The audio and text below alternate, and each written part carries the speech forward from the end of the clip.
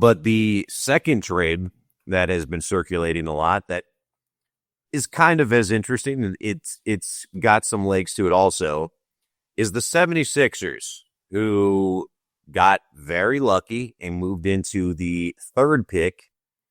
And they've got some issues where they want to get rid of some guys as well, because they had, if not for the Suns, the Sixers maybe had the worst season of anybody for expectations. Joel has continued to just be a guy that has been hurt like crazy.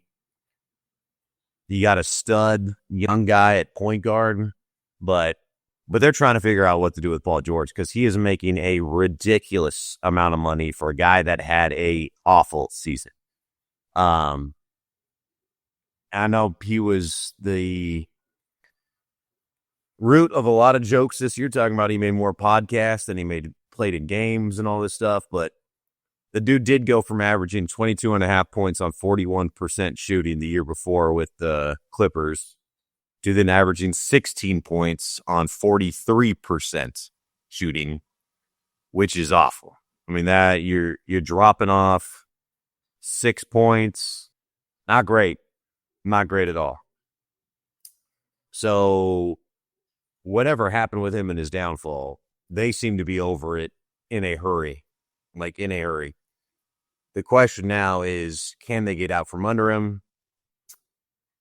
And the solution to that problem is they did get the third overall pick.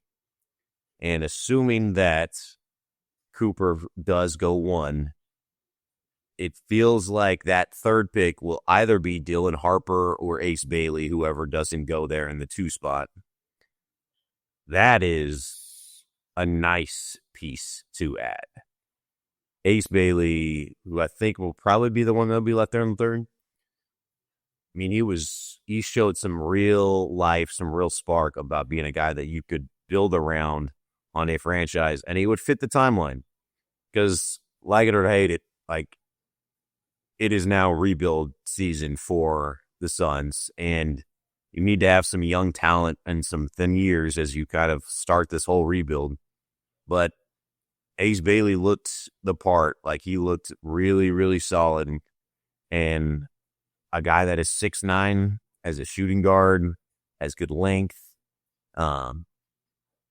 He showed a lot in college. And he looked like he's a guy that could really be a good piece to build around. I think even if you're talking a 3-year rebuild, Devin Booker is probably still able to be a part of that rebuild. Everything else on that roster, other than like the rookies that showed some stuff this year, they're probably all gone at that point. But you're going to have to get rid of Bradley Beal. You're going to have to move on from Durant. And there's Cooper Flag. There's a dip. Then it goes Harper and Bailey. And then there is another dip. And there are some really good players in this draft. But if you can get a guy like that, that can still be potentially a franchise-like type player or a franchise-changing player. Not to the level of Cooper Flag, but that's a good piece. And it should be one where they have the conversation. Paul George is making a lot of money, though. And he's not that good right now.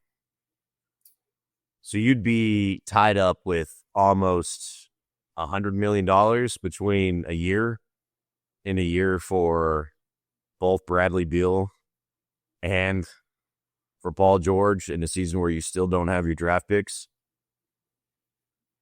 That would hurt. That don't sound great, because I don't think you're winning a ton of games in that situation. So you'd love it if you had your draft picks and you could start the rebuild at this point. But so maybe it's not there. Maybe they really just need to get draft picks at this point and not worry about getting young players just yet, because they need to start from, it needs to be torn up from, the foundation. But I think you have that conversation. See what else is out there. But Ace Bailey, if that's the worst you get, it's still pretty good. And it should be on the table. Should be an opportunity there, which is a pretty good fallback spot.